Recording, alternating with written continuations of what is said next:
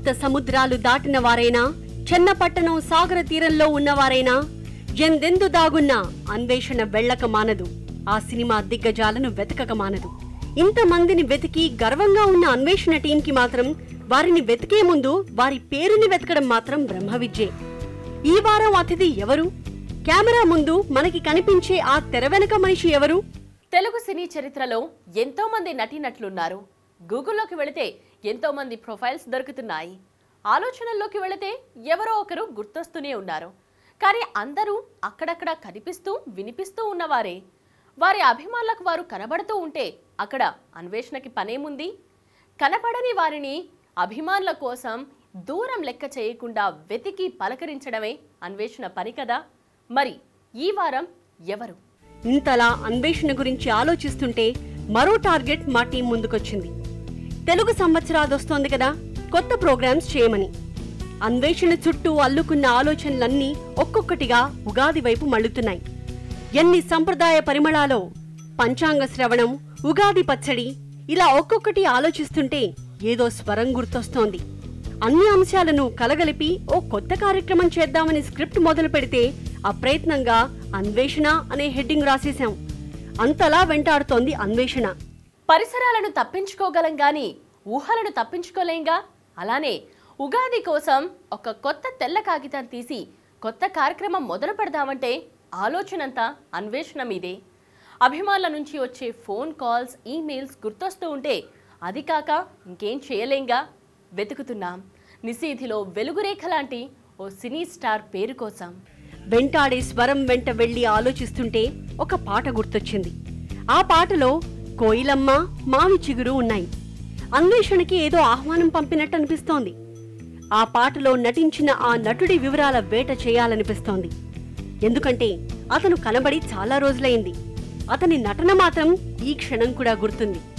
అవును, అతను తెలియని తెలుగువారు లేరు. అతని నటన గుర్తుండని సినీ ప్రేమికులుండరు. ఉగాది పండగొచ్చి అతన్ని గుర్తు చేసినందుకు పండగ ఉత్సాహం రెట్టింపైంది. ఒక పాటో ఒక మాటో తీసుకుని ఆ రూట్లో వెళ్ళగలదు అన్వేషణ.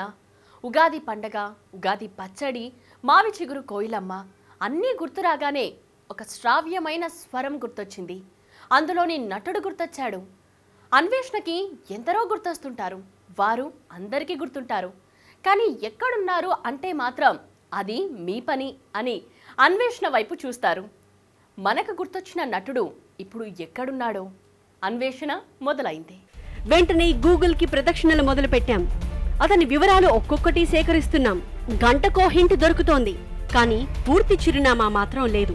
విశాఖపట్నంలో ఉన్నారు అనేది మాత్రం ప్రైమరీగా మనకి దొరికిన క్లూ. అన్వేషణ లిస్ట్ లో ఎవరున్నారన్నది ముఖ్యం కాదు, ఎక్కడున్నారన్నది ముఖ్యం. అందుకేగా తీగలాగాం. విశాఖ సాగర సమీరంలో ఉగాది పాట వినబడుతోంది. ఆ నటుడు అక్కడే ఉన్నాడు. కానీ ఎటువైపు ఉన్నాడో తెలీదు.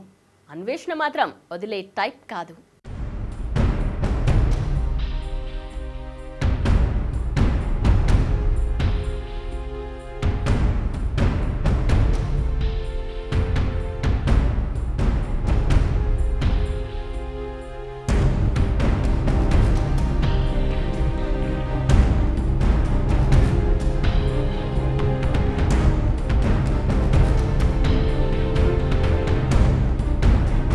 ఎగిరే కెరటాల వైపు చూస్తే అన్వేషణ ఆరాటం గుర్తొస్తోంది.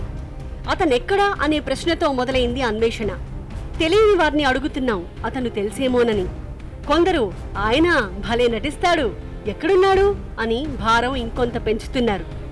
ఆయన ఇంటి పేరుతోనే ఫేమస్ అయ్యారు కాబట్టి ఆలోచన వేగం పెరిగింది. ఆ ఇంటి పేరు ఎక్కడో చూశాం. అవును, చూశాం. వెంటనే వెహికల్ డైరెక్షన్ మారింది. అతని ఇంటి పేరు మీద ఒక పెద్ద జ్యువెలరీ షాప్ ఉంది. ఒకే ఇంటి పేరు కదా, ఒకవేళ వారికి తెలుసుంటుందేమో అనే ఆలోచనతో ఆ షాప్కి వెళ్ళాం. ఇప్పుడు అర్థమైందా ఎవరిని వెతుకుతున్నామో?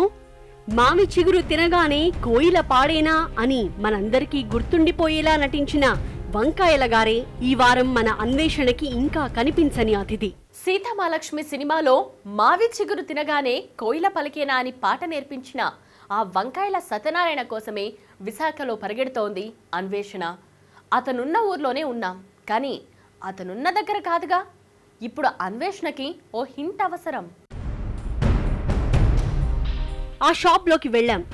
వెతుకుతున్న వంకాయల సత్యనారాయణ గురించి తెలిసేమోనని అడిగాం. ఒకసారి అమాయకంగా చూశారు. అతని షాప్కి వచ్చి అతను తెలుసా అని అడిగారేంటి అని. అవును, అతని సోదరుడి షాప్ ఇది. నెంబర్ ఇవ్వలేదు గాని అడ్రస్ చెప్పారు. ఇక ఆగడం ఎలా కుదురుతుంది?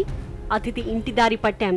ఉగాది నుంచి గుర్తొచ్చిన ఓ పాట, ఆ పాట నుంచి గుర్తొచ్చిన ఒక నటుడు, ఇలా ఒక్కొక్క మెట్టు ఎక్కిన అన్వేషణ ఇప్పుడు ఆ అతిథి ఇంటి మెట్లెక్కబోతోంది. చిరునామా తెలిసాక శరవేగం తప్పదు కదా. వెళితే గాని తెలీదు అతను అక్కడ ఉన్నాడా, అన్వేషణని పలకరిస్తాడా అనేది.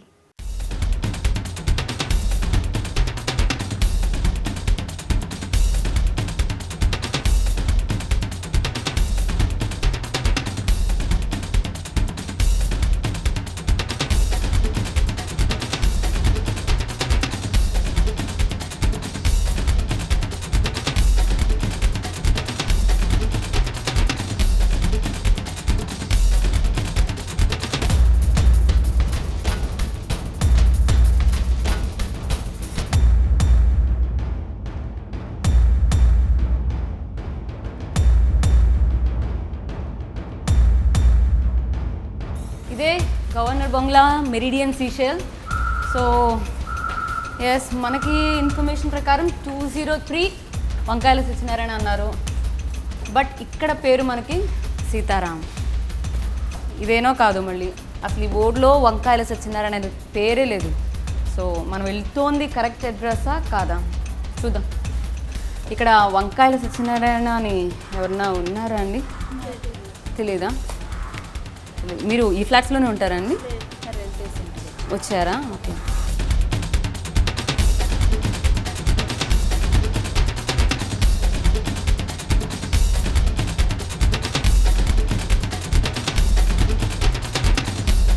సీతారాం, లావణ్య, వంకాయల సత్యనారాయణ. Yes, correct. కింద మనకి కన్ఫ్యూజ్ అయ్యాం కానీ ఇప్పుడు మాత్రం కొంచెం క్లారిటీ వచ్చింది. సో ఆల్మోస్ట్ ఒక్కోసారి రీచ్ అయిపోతాం, మళ్ళీ ట్విస్ట్లు వస్తూ ఉంటాయి. ఈసారి హలో అండి, ఒక్క నిమిషం మేడం. ఒక్క నిమిషం కాదండి, ఒక్క నిమిషం. ఆయన ఎవరండి? ఒకసారి మేము కలుస్తామండి. ఆయన పిలుస్తున్నారు. Okay, sure.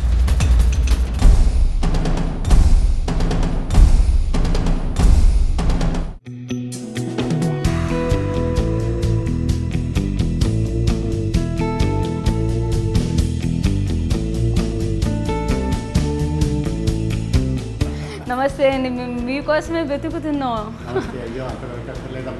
నిజంగానే మీరు అనుకుంటున్నారండి, కానీ మాకు మిమ్మల్ని పట్టుకోవడం నిజంగానే కష్టంగా అయ్యింది. యాక్చువల్గా మేము మళ్ళీ హైదరాబాద్ వెళ్ళిపోయాం. మళ్ళీ ఏదో చిన్న ఇన్ఫర్మేషన్ అంది ఇక్కడికి వచ్చామండి. ఎనివే, మీతో మాట్లాడాల్సిన విషయాలు చాలా ఉన్నాయి. ఒకసారి మాకు సమయం కేటాయిస్తారా? రండి. ఎక్కడ అన్వేషణ టీం వంకాయల సత్యనారాయణని TV9 ముందుకు తీసుకురాకుండా వెనుదిరుగుతామని భయపడ్డాం, కానీ మరొకసారి అన్వేషణ సక్సెస్ అయింది. మావి చిగురు తినగానే అన్న పాట వినగానే మనకు గుర్తొచ్చే వంకాయల సత్యనారాయణ గారు ప్రస్తుతం మనతో పాటు ఉన్నారు. నమస్తే అండి, ఎలా ఉన్నారు? నమస్కారం అమ్మా, చాలా బాగున్నాను.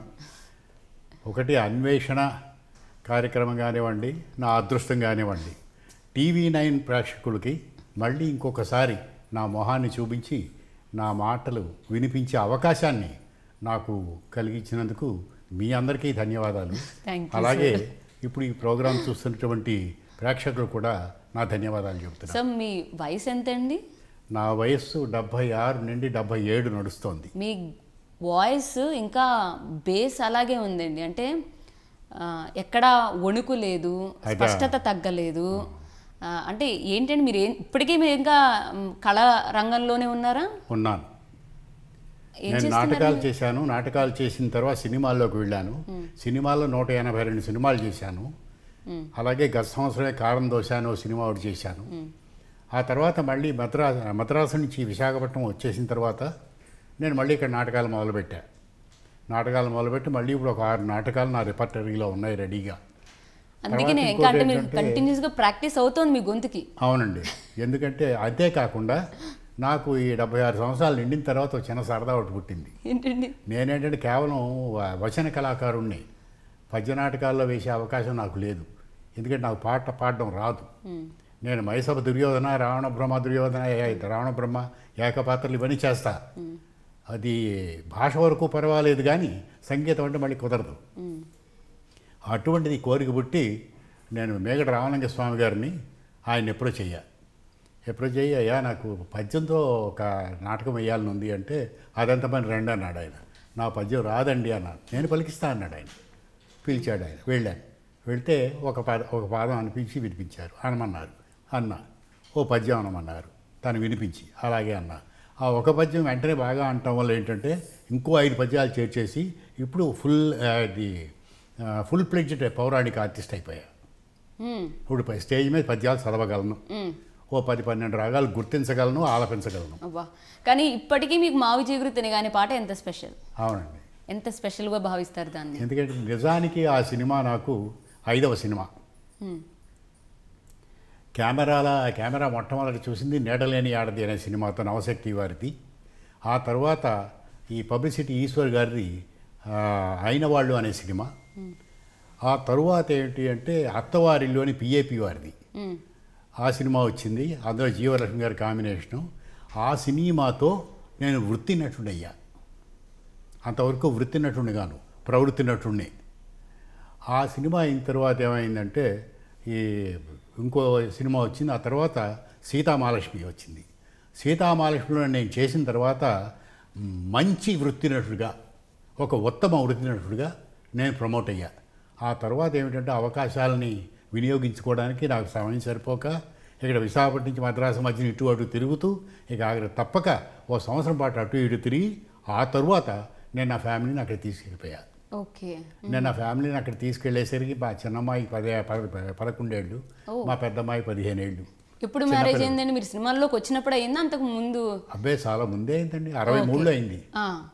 అంటే మీ సాధారణంగా అంతకుముందు మీరు ఏం చేసేవారండి సినిమాల్లోకి రాకముందు? సినిమాల్లోకి రాకముందు హిందుస్థాన్ షిప్ యార్డ్లో పనిచేస్తున్నాను నేను from the post of an ordinary clerk I rose to the level of assistant to the company secretary. So ఆ కంపెనీ సెక్రటరీ ఆఫీస్లో పనిచేసిన విధంగా అక్కడ అవకాశాన్ని వినియోగించుకొని నేను కంపెనీ సెక్రటరీ డిప్లొమా చేశాను. తర్వాత చార్టెడ్ అకౌంటెన్సీ ఇంటర్మీడియట్ చేశాను. తర్వాత ఆంధ్ర యూనివర్సిటీలో బీజీఎల్ చేశాను. తర్వాత diploma in cooperation rural studies చేశాను. డిప్లొమా ఇన్ ఫిజికల్ ఫిట్నెస్ చేశాను. Diploma in health and hygiene చేశాను. డిప్లొమా ఇన్ ఇండస్ట్రియల్ సెక్యూరిటీ చేశాను. ఇన్ని చేసిన మీరు ఒక్కసారిగా వాటి నుంచి మూవీలోకి షిఫ్ట్ అవుతారంటే సాధారణంగా ఇంట్లో ఉన్న ఈవెన్ పేరెంట్స్ కావచ్చు, సతీమణి కావచ్చు, ఎవరిని అడ్డంకులు చెప్పారా? లేదండి. అంటే నాటకాలకి మాత్రం నేను వేసేటప్పుడు నా బాధ అంతా ఏంటంటే మా ఆవిడ భరించింది. మా తల్లిదండ్రులేమో సరే పోన్లే ఏదో నాటకాలు వేస్తున్నాడు, జాగ్రత్తగానే ఉన్నాడు కదా అని ఊరుకున్నారు. ఓకే. ఊరుకున్న తర్వాత ఏమిటంటే ఈ నాటకాల నుంచి అనుకోకుండా సినిమాల్లో అవకాశం వచ్చింది. ఏదో 2-3 సినిమాలు అలా వెళ్ళటం, తిరిగి రావటం చూసి ఊరుకున్నారు. ఆ తర్వాత నాకు ఎప్పుడైతే ఈ అవకాశాలు పెరిగినాయో, ఆ అవకాశాలు పెరిగినప్పుడు ఇక్కడ నేనే ఒక నిర్ణయం తీసుకున్నా. అంటే మా నాన్నగారితో సంప్రదించకుండా తీసుకున్నా. అందుకు ఆయన మీద చాలా కోపం కూడా, చాలా రోజుల వరకు. ఏం లేదు, వంకాయల అనే కుటుంబం పేరుతో చాలామంది పుట్టారు, ఎంతోమంది పోయారు. కొన్ని తరాలు, కొన్ని వందల తరాలు గడిచిపోయి ఉంటాయి. కానీ ఏ ఒక్క తరం వాడైనా కానీ ఈ కుటుంబంలో ఉన్నవాడికి సమాజంలో పేరు వచ్చిందా, వాడి పేరు ఏమైనా 10 మంది పలికారా, వాడు 10 మందికి తెలుసా అనే దుగ్ధనాలు ఎక్కువ ఉండేది. ఆ ఎక్కువ ఉండటం వల్ల ఎందుకంటే నేను ఎందుకు పనికిరానని అందరూ నిర్ణయించడం మూలాన్న. అందువల్ల ఏమిటంటే మొట్టమొదటి నేను సాధించింది ఏమిటంటే inter university boxer, wrestler, weightlifter and bodybuilder. ఏంటండి? Boxer, wrestler, weightlifter and bodybuilder జిమ్నాస్టిక్స్లో.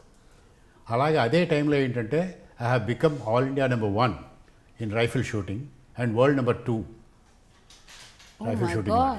అలాగే చాలింగ్ boat rider. At the same time, I won the gold medal from Andhra University for standing first in BCom, 1961. మీది ఏది చూసుకున్న టాప్లోనే ఉంది కదండి, ర్యాంక్స్లో కావచ్చు, గోల్డ్ మెడల్ అంటున్నారు. అంటే సినిమా రంగంలోకి వచ్చిన తర్వాత 10 మందితో మాట్లాడేటప్పుడు 0 లెవెల్ నుంచి మళ్ళీ స్టార్ట్ చేయాల్సి వస్తుంది. ఆ టైంలో మీరు అది ఆలోచించలేదా? అదే మరి ఇప్పుడు వినేవాళ్ళకి, ముఖ్యంగా సినిమా పరిశ్రమలో ఉన్న వాళ్ళకి నచ్చినా నచ్చకపోయినా ఒక విషయం మాత్రం చెప్పాలి. ఏంటండి ఇది? సినిమాలో ఉన్న వాళ్ళకి మాకు చాలా గర్వం అండి. ఏమిటో చెప్తా, ఈ ప్రపంచంలో మాకన్నా తెలివైన వాళ్ళు ఇంకెవరు లేరు అనేటటువంటి ఈ గర్వం ఉంది, చాలా ఎక్కువ ఉంటుంది మాకు, అహం. అందుచేత అవతల వాడు అంటే నటుడు అనేవాడు వాడు ఎంత చదువుకున్నా వాడు ఏం చేయ వాడికి ఏమీ తెలియదనే మేము చూస్తాం. ఆ విధంగానే వాళ్ళ ప్రవర్తన ఉండేది. ఎందుకు అంటే గతంలో సినిమా పరిశ్రమలోకి వచ్చిన వాళ్ళు కేవలం ఏంటంటే బతకడానికి వచ్చారు, కానీ నేను బతికి వెళ్ళాను. సో బతికి వెళ్ళిన వాడికి అక్కడ బతుకు చాలా కష్టం, బతకడానికి వెళ్ళిన వాడు చాలా బాగా బతుకుతాడు. ఎందుకంటే బతకడానికి వెళ్ళిన వాడు లౌక్యం నేర్చుకుంటాడు, బతికి వెళ్ళిన వాడికి లౌక్యంతో పని లేదు, వాడి విద్యతో పని. ఆ విద్య ఎవరికి అక్కర్లేదు. ఇది నిజం, కరెక్ట్. 100కి 100 ఇది నిజం. సినిమా వాళ్ళకి నచ్చదు అనుకోండి ఈ మాటల్ని అంటాం. ఎందుకంటే చాలామంది గొప్ప గొప్ప గొప్ప గొప్ప దర్శకులు, గొప్ప గొప్ప నటులు, రచయితలు వీళ్ళందరూ ఉన్నారు. అప్పట్లో మీకు ఈ వాదన వచ్చినప్పుడు, లేకపోతే మీరు అన్నారు చాలా కరాఖండిగా చెప్తున్నారు, మీరు అంత చదువుకొని వచ్చి తర్వాత 10 మందిని అడిగేటప్పుడు ఒకవేళ సినిమా మిమ్మల్ని ఎవరన్నా నొచ్చుకునే విధంగా మాట్లాడిన సందర్భాలు ఉన్నాయా? ఆ టైంలో మీరు అది ఎంత సీరియస్గా తీసుకున్నారు? అదేమిటి అంటే నేను చదువుకున్నాను అనే విషయం మాత్రం నేను ఎవరితోని చెప్పలేదండి. ఓకే. ఎందుకంటే చెబితే అదొక అనర్థం అనే విషయం మొట్టమొదటిలోనే తెలిసిపోయింది కాబట్టి అవే నేను చెప్పలా. కాకపోతే ఏదైనా ఒక పర్టికులర్ పాయింట్ మీద డిస్కషన్ వచ్చినప్పుడు మాత్రం నేను చెప్పేవాడిని, ఇలా కాదండి ఇలాగా. నీకేం తెలిసిపోవాయి అని పెద్ద డైరెక్టరే అన్నాడు. నీకేం తెలిసిపోయాడు, నేను డైరెక్ట్గానే అటాక్ ఇచ్చాను. ఇక్కడ షూటింగ్ స్పాట్లోనా? అవునండి. సో తత్కారణంగా ఏంటంటే మిగతా వాళ్ళందరూ మెప్పు పొందాను, డైరెక్టర్ గారి మనసు మాత్రం వచ్చింది. ఆనాటితో నేను ఆయన సినిమాల్లో లేను. ఓకే. అలాగే సినిమాలో కొన్ని సంప్రదాయాలు ఉన్నాయి. ఆ సంప్రదాయాలు ఏమిటి అంటే బయటికి చెబితే అబద్ధం, కానీ 100కి 100 వాస్తవం. ఆ సంప్రదాయాలను పాటించకపోతే వాళ్ళు మాత్రం రానివ్వరండి. అదే నాకు జరిగింది. వాళ్ళ సంప్రదాయాల్లోకి నేను వెళ్ళలా, వాళ్ళకి కావాల్సిన మర్యాదలు చేయలేము. అంటే మర్యాదలు అంటే వాళ్ళే మెచ్చుకోమని అదేం కాదు వాళ్ళు అడిగింది. కాకపోతే ఏంటంటే ఆ పద్ధతులు నాకు నచ్చలా. ఎందుకంటే my basic training it self was from defence. So ఉన్నది మాట్లాడడం, స్ట్రైట్గా చేయటం, స్ట్రైట్గా చెప్పటం, చేతనైతే కొట్టడం, లేదంటే తన్నులు తినటం, ఇదే మాకు తెలిసిన విద్య. ఇంక వేరే ఇంకేం తెలియదు, లౌక్యాలు తెలియవు. అందువల్ల ఏంటంటే లౌక్యం నేర్వకపోవడం మూలాన్న సినిమాల్లో దెబ్బతిన్నాను నేను. నా జీవితంలో చేసుంటే ఇంకా పెద్ద పొజిషన్లో అదే చెప్తున్నా. నా జీవితంలో నేను ఇంతవరకు సినిమా జీవితంలో ఏ ఆఫీస్కి వెళ్ళి నాకు వేషం ఇవ్వండి మహాప్రభో అని నేను ఎవరిని అడగలేదు. నా గడప దగ్గరికి వచ్చి నా తలుపు తట్టిన వాళ్ళకే నేను వేషం వేశాను, ఓకే, లేకపోతే లేదు. అలాగే 180 సినిమాలు చేశాను. అంటే సింగిల్ షాట్ దగ్గర నుంచి పెద్ద ఫుల్ లెంగ్త్ సినిమాల వరకు. అయితే నా అదృష్టం కొద్దీ కొన్నాళ్ళు ఈ అగ్ర దర్శకులు నన్ను అభిమానించారు. అంటే విశ్వనాథ్ గారు ఒక 7 సినిమాలు ఇచ్చారు, అలాగే దాసనారాయణరావు గారు ఒక 7 సినిమాలు ఇచ్చారు, పరుచూరి సోదరులు 2 సంవత్సరాలు నాకు సినిమాలు ఇచ్చారు. తర్వాత మిగతా డైరెక్టర్లు అందరూ ఇచ్చారు. నాకు ఇవ్వలేకపోయిన డైరెక్టర్ ఒకరే, ఎవరు అంటే బాపు గారు. ఇద్దాం అనుకుని చాలా ప్రయత్నం చేశాడు కానీ కుదరలా. బాలచంద్ర గారు అడిగారు, అప్పుడు నాకు కుదరలేదు, I was very busy. Okay. లేకపోతే మరి జంధ్యాల లాంటి వాళ్ళు ఇవ్వకూడదని అనుకున్నారు. ఓకే. కారణాలు అనేకం, చెప్పడానికి నా ధైర్యం ఉంది. కానీ నేను ఒకవేళ చెప్పినా కానీ మీరు ఏం చేస్తారంటే అక్కడికి వెళ్ళిన తర్వాత ఎడిటింగ్ టేబుల్ మీద కట్ చేస్తారు, అంచేత అనవసరం. లేదు. సరే, ప్రస్తుతం గురించి మాట్లాడాల్సి వస్తే ఏంటంటే ఈ సినిమాల వల్ల నేను ఏదైతే అనుకున్నానో మనసులో ధ్యేయం, ఈ వంకాయల ఫ్యామిలీ నుంచి ఎవరో ఒకరు వెళ్ళి తెలియాలి అందరికీ అని, అది మాత్రం సాధించాను. అందుచేత నేను మా కుటుంబం నుంచి దూరంగా వెళ్ళి కష్టపడ్డం మా నాన్నగారికి ఇష్టం లేకపోయినా పేరు తీసుకొచ్చినందుకు ఆయన మాత్రం చాలా సంతోషించారు మనసులో. వీడు మా అబ్బాయిని చెప్పుకున్నారు నా పరోక్షంలో, అంతవరకు నాకు చాలు. ఎలా ఉంటుందండి మీ సతీమణి వైపు నుంచి మీకు సపోర్ట్? మా ఆవిడ అండి చాలా 2 వాక్యాల్లో చెప్పగలను మా ఆవిడ గురించి. నాకున్న కష్టాలన్నీ తను తీసుకొని తన సుఖాలన్నీ నాకు ఇచ్చేసింది ఆవిడ. ఇంతే, నాకు ఏ కష్టం వచ్చినా ఆవిడే. తర్వాత నా పిల్లలు కూడా అలాగే నన్ను చూస్తున్నారు. సో ఇప్పటికీ వాళ్ళందరి దృష్టిలో నేనేంటి చిన్న పసివాడిని, ఇప్పటికీ అలాగే చూస్తారు. ఒకసారి మీ భార్యను మాకు పరిచయం చేస్తారా? మా భార్య అనక్కడ మా యజమాని అంటాను నేను. మీ యజమాని మాకు పరిచయం చేస్తారా? శకుంతలారా, ప్రాథమికంగా ఆవిడ ఒక కోటీశ్వర్ల బిడ్డ. నమస్తే అండి. కోటీశ్వర్ల బిడ్డ, కానీ అన్నీ వదులుకొని తనకి మాత్రం ఈ ప్రపంచంతో ఇంకేమి సంబంధం లేదు, తనకు కావాల్సింది నేను, నా తర్వాత నా పిల్లలు, అంతే. మిగతా వాళ్ళందరితో తనకేమీ సంబంధం లేదు. ఎంత సపోర్టివ్గా ఉండేవారండి మీకు? ఇంత చాలా సపోర్టివ్గా ఉందండి. అంటే మళ్ళీ ఇంకొకసారి చెప్పుకోవాలంటే ఎన్నిసార్లు అయినా అదే చెప్పుకోవాలి, ఉన్న వాస్తవం అది. కాబట్టి నా జీవితంలో కష్టాలన్నీ తను తీసుకుంది, సుఖాలన్నీ నాకు ఇచ్చింది. నేను ఆ 2 ముక్కల్లో ఆవిడ గురించి నేను మీకు పూర్తిగా చెప్పగలిగానని అనుకుంటున్నా. అలాగే ఇంత వయసు వచ్చినా నన్ను ఇంకా పిల్లలుగానే, పసిపిల్లలుగానే చూస్తున్నారు నా పిల్లలు. ఎంతమంది అండి మీకు పిల్లలు? నాకు 2 ఆడపిల్లలండి. పెద్దమ్మాయి పేరు సుభద్రాదేవి, చిన్నమ్మాయి పేరు లావణ్య. సో సుభద్రాదేవి సంగీతంలో సాధించింది, లావణ్యేమో సాహిత్యంలో సాధించింది. సో సంగీత సాహిత్యాలు 2 కూడా నా మనసుకు నచ్చినవి. నా మనసుకు 2 పార్శ్వాలు వాళ్ళే. సో నా ప్రపంచం వాళ్ళు, ఈమె, అంతే. మిగతా వాడితో మాకు ఎవరికి సంబంధం లేదు. కానీ నాకు ఇంకొక అదృష్టం కూడా ఉందండి. నా పిల్లల్ని అత్తవారింటి పంపాను, కానీ అల్లుళ్ళు అలా చూడాలని లేదు కదా. కానీ ఆ అల్లుళ్ళు ఇద్దరు కూడా నన్ను ఎప్పటికీ చిన్నపిల్లవాడిగానే చూస్తారు. ఎందుకు చెప్తున్నా అంటే అండి ఈ మాట, నేను ఏదో సూట్ కేసు పట్టుకుంటే మీరు ఎందుకంటే పట్టుకోవడం, నేను తీసుకొస్తాను అని చెప్పి తీసుకెళ్తారు. వాళ్ళే తీసుకుంటారు ఆ బరువు అంతా. నాకేం కావాలన్నా వాళ్ళే తెచ్చి పెడతారు. నాకు అసలు ఏ కష్టం లేకుండా చూస్తారు. నిజంగా అది ఏనాడు చేసుకున్న పుణ్యమో, పుణ్యపాపాల మీద మనకు కానీ నమ్మకం ఉన్నట్టయితే అది అంతే. అది ఇప్పటికీ నేను వాళ్ళ పిల్లలో పిల్లాడిని. అది ఈయన మరి చంటి పిల్లాడు అంటున్నారు. ఈ పిల్లాడిని ఇన్నాళ్ళు మీరు ఎంత సపోర్టివ్గా చూస్తున్నారో చెప్తున్నారు. ఆయనలో ఉన్న మంచితనాన్ని మాకు వివరించాలంటే ఎలా వివరిస్తారమ్మా మీరు? చాలా మంచివారు, మాట మంచితనం ఉన్నదండి, మనిషి మంచివారు, ఎవరికైనా సాయం చేయాలన్నా కూడా చేస్తారండి. మాట సాయం, చేతి సాయం అవి ఉంటాయండి. డబ్బు లేకపోయినా సరే ఇవన్నీ ఉంటాయండి. చాలు కదండి, అంతకు మించి ధనవంతులు ఎక్కడున్నారు చెప్పండి. మీ సినిమాల్లో నచ్చిన సినిమా లేకపోతే మీరు బాగా చేయలేదు ఇందులో అని ఎప్పుడన్నా ముఖం మీద చెప్పిన సందర్భాలు ఉన్నాయా? అది డైరెక్టర్ చేసిన పని కదా, నాటకాలు వేస్తామంటే ఇది బాగా చేయలేదని అని అంటాను. అది బాగుంది, ఇది బాగుంది లేదని చెప్తాను. కానీ సినిమాల్లో మన సంగతి కాదు కదా, అది డైరెక్టర్ల సంగతి కదా. అది ఏ వేషం ఇస్తే ఆ వేషం చేస్తారు, ఈ చేతిలో లేదు కదా. అది కరెక్టే అండి మీరు చెప్పింది. తర్వాత నాకు మంచి క్రిటిక్ ఎవరు అంటే, సినిమా చూసి లేదంటే వేషం చూసి బాగుంది బాగులేదు అని చెప్పడానికి నా మంచి క్రిటిక్ ఈవిడి కన్నా మా చిన్నమ్మాయి. బాగలేదు ఏమ్మా అంటే ఇక్కడ ఇలా అంటే బాగాలేదండి అని చెప్పేస్తుంది. అంటే she is very shrewd in her mean seeing all these things and analysing. Analysis చాలా బాగా చేస్తుంటారు. ఓకే, ఒకసారి ఇంకా వాటి గురించి మాట్లాడే ముందు ఒకసారి సినిమాల్లోకి వెళ్తే అప్పట్లో మీకు ఎవరు, ఏ హీరో మీకు సినిమా ఇండస్ట్రీలో మీకు ఫ్రెండ్గా క్లోజ్ అయ్యారు? ఎవరు ఉండేవారు మీకు బాగా సాన్నిహిత్యంగా? సాన్నిహిత్యంగా అంటే అదే ఇప్పుడు నేను మొట్టమొదటి చెప్పాను కదండి, సంఘం ఆర్టిస్టుల అసోసియేషన్ ఉంది. ఆర్టిస్టుల అసోసియేషన్లో నేను జాయిన్ అవ్వమన్నారు. నేను అడిగా జాయిన్ అవుతా, నాకేమిటి దీనివల్ల వచ్చే ఇది బెనిఫిట్ ఏమిటి, నేను డబ్బులు కడతా జాయిన్ అవుతా, నాకే ఇబ్బంది లేదు. కానీ మీరు సభలకు రమ్మంటారా లేకపోతే ఏమిటి దీనివల్ల వచ్చేది? అసోసియేషన్ మెంబర్ అది కాదు, మీరు నాకేమో సినిమా ఎక్స్ట్రాగా ఇప్పించగలరా అది చెప్పండి. అది అబ్బాబే అది మేము అదేం చేయమని. మరి ఉండడం నేను మీతో ఎందుకు ఉండడం? నేను ఎవరికి కావాలో ఆ ప్రొడ్యూసర్ డైరెక్టర్ వచ్చి నన్ను అడుగుతున్నాను, నేను చేస్తున్నాను. అలా నేను వెళ్ళి అడిగి పరుచూరు గోపాలకృష్ణ గారిని అడిగాను, నాకు వేషం ఇవ్వండి అని, ఎంకరేజ్ చేయండి అని అడిగా. అయితే ఎంత మాట అన్నారు సార్ మీరు అని చెప్పి 2 సంవత్సరాలు ఆగకుండా వేషాలు ఇచ్చాడు ఆయన. అంటే ఆ 2 సంవత్సరాలు నాకు అన్నం పెట్టిన వాళ్ళు వాళ్ళే.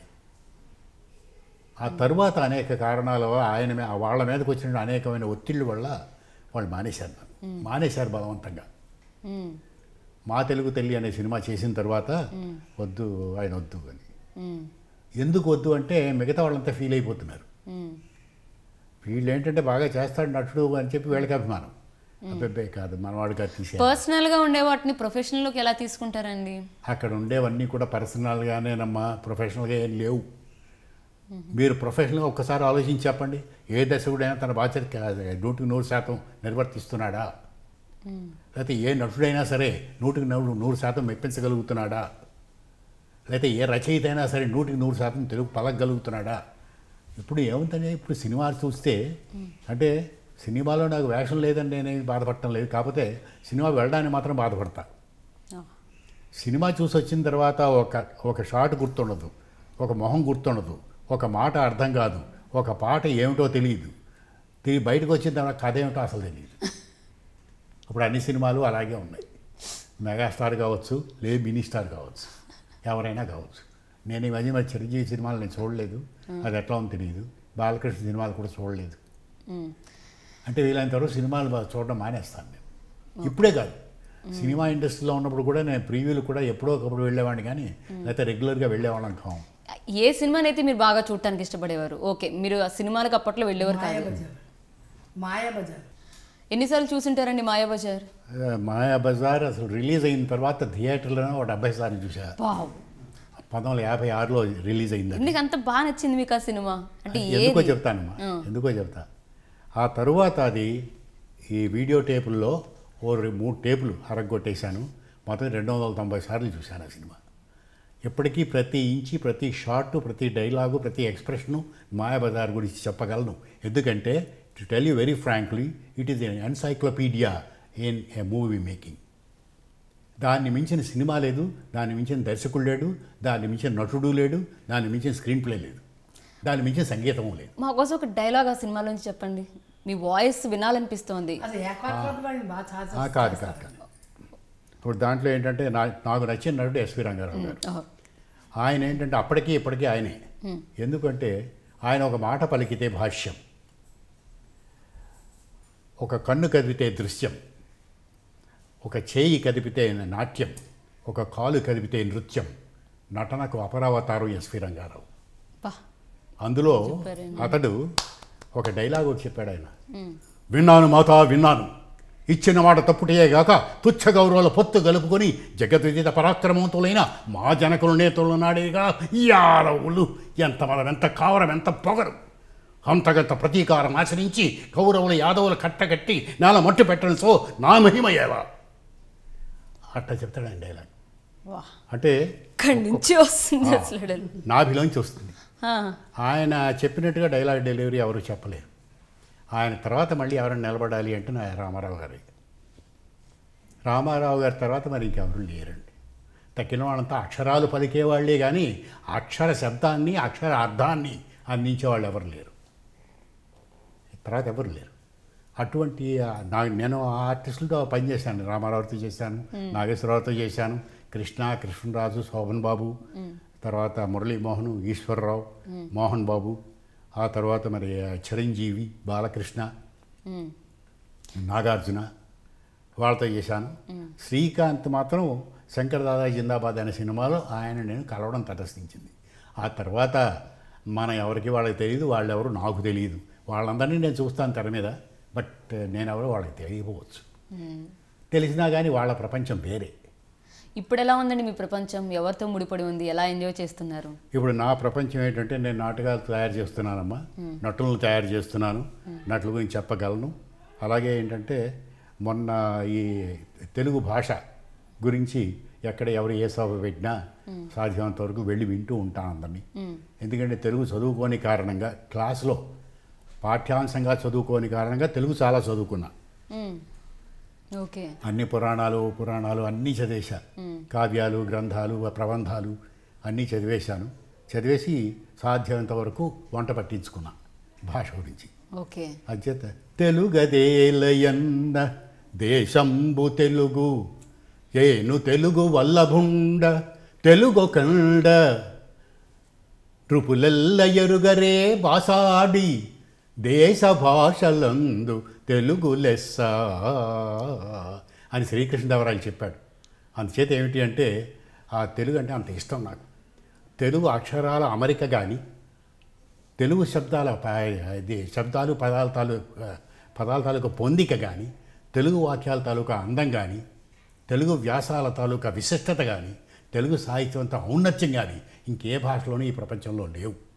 మన సంస్కృతానికి కూడా లేదు. అంటే తెలుగు అటువంటి విశిష్టమైన స్థానం పొందింది. అది మీరు బాగా అభిమానించే ఎన్టీఆర్తో మీరు నటిస్తున్నప్పుడు ఎలా అనిపించింది? ఆయనతో డైరెక్ట్గా ఎప్పుడైనా చెప్పారా మీరంటే చాలా ఇష్టం అండి అని? ఎలా ఉందండి అప్పట్లో ఆ సినిమాలో నటిస్తున్నప్పుడు అనుభవాలు? ఏమండి రామారావు గారి గురించి అందరూ చాలామంది చాలా తప్పుగా అనుకుంటారు. ఆయన ఒక నిరంకుశుడని, తర్వాత ఎవరన్నా ఉంటే బాగా ఉంటే చూడలేరని, తర్వాత అందరినీ తోలనాడతాడని వాళ్ళు అలాగ అనుకుంటారు. అనుకుని ఆయన ఇక్కడ కుర్చీ వేసుకుని కూర్చుంటే కనీసం 15 అడుగుల దూరంలోనే కూర్చునేవారు అందరూ. ఓకే. నన్ను మాత్రం ఆయన పక్కన కుర్చీ వేసుకుని కూర్చోబెట్టేవాడు. ఎందుకంటే నేను ఆయన మీదే జోకులు వేసేవాడిని. ఇలా ఏం మాట్లాడుకునేవారండి? ఆయన అన్నీ ఇలా మామూలుగా మాట్లాడేవాడిని అంతే. అంటే generally I took it so casually because I was never from this world. I was from a different discipline.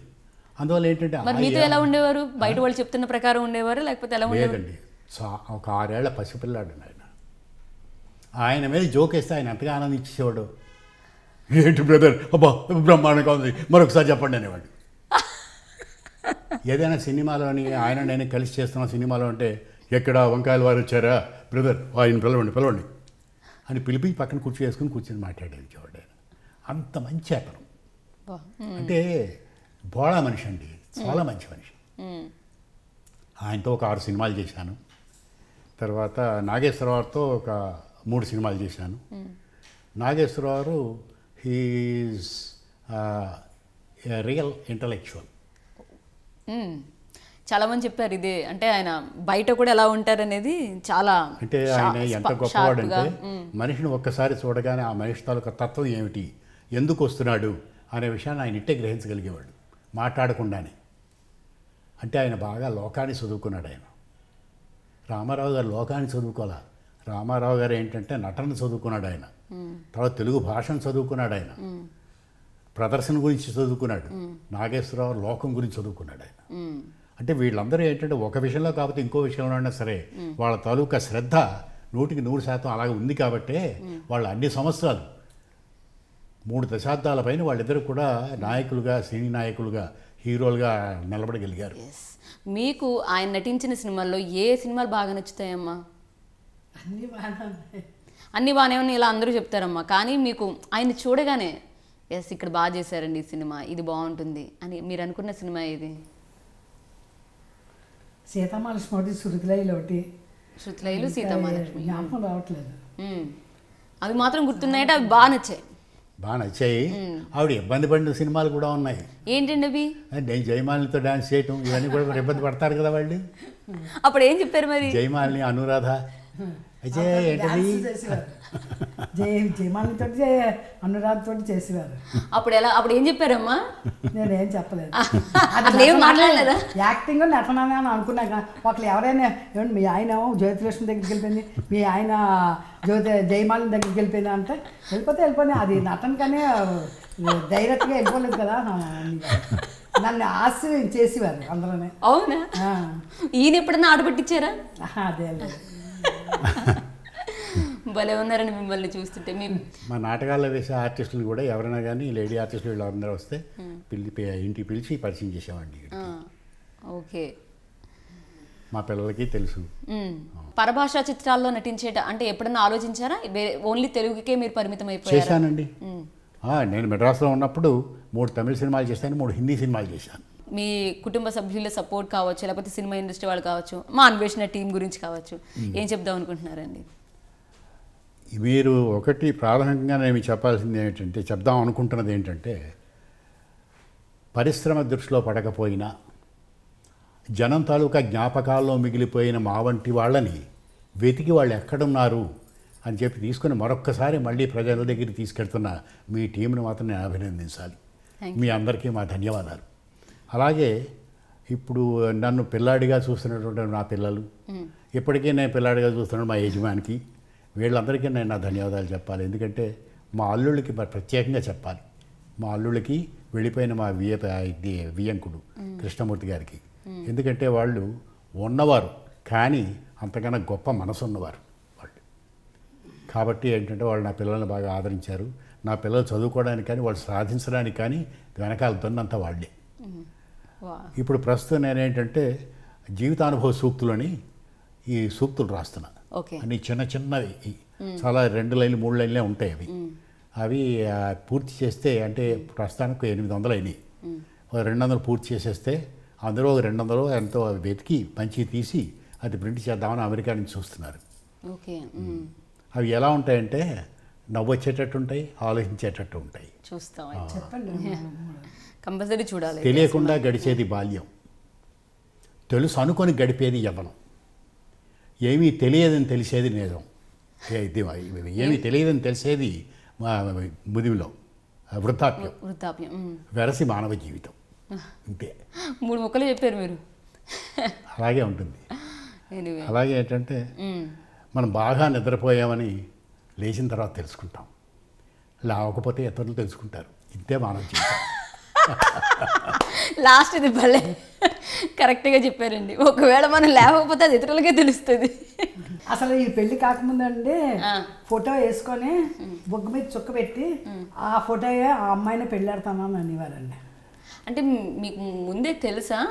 తెలియదు మరి అలా ఆ ఫోటో అంటే పెద్దవాళ్ళు ఇచ్చారా? అదేం లేదు, ఇంకా చూడనే లేదు. నాకు తోచిన బొమ్మ నేను వేసుకున్నాను. నాతో ఇది ఉద్యోగం చేస్తున్నాడు, అడిగాడు ఎవరిది బొమ్మని అంటే నా కాబోయే పెళ్ళందన్నాను నేను. ఆమెకి ఈ బొట్టుతో సహా సరిపోయింది. సరిపోయింది. అప్పుడు పందెం వేశాడు. ఆయన జీతం అప్పుడు 1000 రూపాయలు, నా జీతం 190. జీతం పందెం. పెళ్ళయింది. వచ్చి చూశాడు, చూసి ఆ జీతం కావాలి తీసుకొచ్చి నా చేతిలో పెట్టేశాడు. 1000 రూపాయలు ఆ రోజులు అంటే 1963.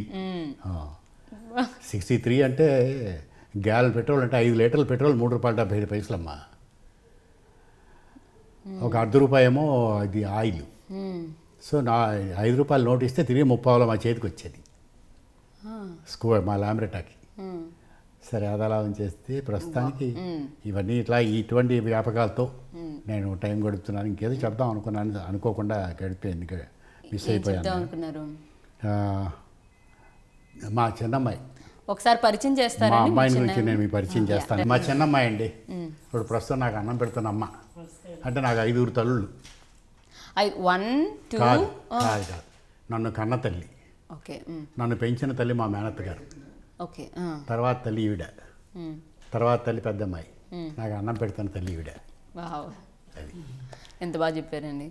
ఈవిడ ఏంటంటే ఇప్పుడు ప్రస్తుతం తెలుగులో డాక్టరేట్ చేసింది. ఈమె డాక్టరేట్ చేసి diploma in English and linguistics చేసింది. తర్వాత ఎన్ఈటీలోనేమో నేషనల్ నెంబర్ 5 ర్యాంకు. ఆ తర్వాత ప్రస్తుతం ఎంఎస్. మీలాగే పక్కన డిగ్రీలు చాలా ఉన్నాయి అయితే. నావే మాత్రం ఆవిడ చాలా అది చాలా పెళ్ళయిన తర్వాత బోల్డ్ డిగ్రీలు చేసింది. అంత వివాహం అయిన తర్వాతే అది అనమాట. అది మా ఆవిడ గారు పుట్టిన తర్వాత బిఎస్సి చదివేశాను. అక్కడ మెడ్రాస్లో. మీ పెద్దమ్మాయి ఎక్కడ ఉంటారు? అదే ద్వారకా నగర్, ఇదే ఊర్లో ఉంటుంది. అంటే అన్నదమ్ములే అక్క చెల్లెలను చేసుకున్నారు. థ్యాంక్ యూ సో మచ్ అమ్మ. స్నేహం గురించి ఒక్కటి చెప్దాం. చెప్పండి. అది కూడా మీకు నవ్వొచ్చేది. చెప్పండి సార్, స్నేహం గురించి. స్నేహం గురించి అంటే జీవితానుభవ సూక్తులు రాస్తున్నాను కదా, దాన్ని నేను పెట్టుకున్న మొకటం ఏమిటంటే వంకాయలా. వంకాయ తెలుగులో LAW, వంకాయలా అంటే ఇది నా సూత్రం అని. ఇది స్నేహం గురించి అంటే స్నేహాన్ని బలైపోయిన మనిషి తలుగుతుంది. ఒకసారి చేస్తే ఆపద్ధర్మం, పలుమార్లు చేస్తే స్నేహధర్మం, రోజు చేస్తే దానధర్మం, అలవాటుగా మారితే నీ కర్మం. ఇది సినిమా పరిశ్రమలో నేను చూశానండి. నాగయ్య గారి దగ్గర నుంచి అలాగే చాలామంది బలైపోయారు. అది అంతే. అయినా కానీ ఎవరు మనసు ఇవ్వకుండా ఉండలేరు స్నేహానికి. స్నేహం అంటే అంత గొప్పది కాబట్టి. సో ఈ అవకాశాన్ని మీరు నాకు ఇచ్చినందుకు, ఒకసారి మళ్ళీ మీరు మా దగ్గరికి వచ్చి ఈ 4 మాటలు అంటే మా అజ్ఞాన ప్రదర్శనకి మీరు అవకాశం ఇచ్చినందుకు మరొకసారి నా ధన్యవాదాలు తెలుపుకుంటూ thank you so much. So అన్వేషణ టీం 77 ఏళ్ల ఒక చిన్న పిల్లాన్ని చూపించింది, చూశారు, వంకాయలా. ప్రస్తుతం ఆయన వంకాయలా అని ఒక జీవితానుభవం సంబంధించి కొన్ని సూక్తులు, వాటిని చతురోక్తులు కూడా అనొచ్చు కదండి, చక్కగా ఎంత కరెక్ట్గా చెప్తున్నారు అనిపిస్తుంది, నవ్వు వస్తున్నాయో. సో అటువంటి సూక్తులు ఆయన ఎప్పుడు వస్తుందండి? అది బుక్ ఎప్పుడన్నా రిలీజ్ చేద్దామని? ఏం లేదండి, అది అప్పుడే నేను కాగితం మీద కలం పెట్టేటప్పుడు 3 మాసాలు అయిపోయింది. ఏదో వస్తే 15-20 వచ్చేస్తాయి, లేకపోతే ఏవి రాదు. అది బుక్ చేయండి సార్ అది బుక్ చేయడం కోసమే అమెరికా స్నేహితులు ఉన్నారు, కారం దోశ తీసిన వాళ్ళు, గాజులపల్లి త్రివిక్రమ్ అని. అతనే దర్శకుడు, అతనే రచయిత కూడా. ఓకే. అతను వేయిస్తానండి అన్నాడు, కానీ ఇది నేను పూర్తి చేయాలి కదా. ప్రపంచంలో ఉన్న బద్ధకం అంతా నా ఒంటి మీదే ఉందే. మిమ్మల్ని తల్లులు అంతమంది చూశారు కదండి, ఇంకా చిన్నపిల్లలాగా ఉన్నారు కాబట్టి ఆయన అలా చెప్పుకుంటున్నారు. మొత్తం మీద అన్వేషణ టీం మరొక ఎపిసోడ్లో సక్సెస్ఫుల్గా సాధించిందని చెప్పుకోవచ్చు. గర్వంగా అనిపిస్తోంది వంకాయల సత్యనారాయణ టీవీ నేను ప్రేక్షకులకి తిరిగి చూపించడంలో. ఇది ఇవాల్టి అన్వేషణ. చూస్తూనే ఉండండి TV9.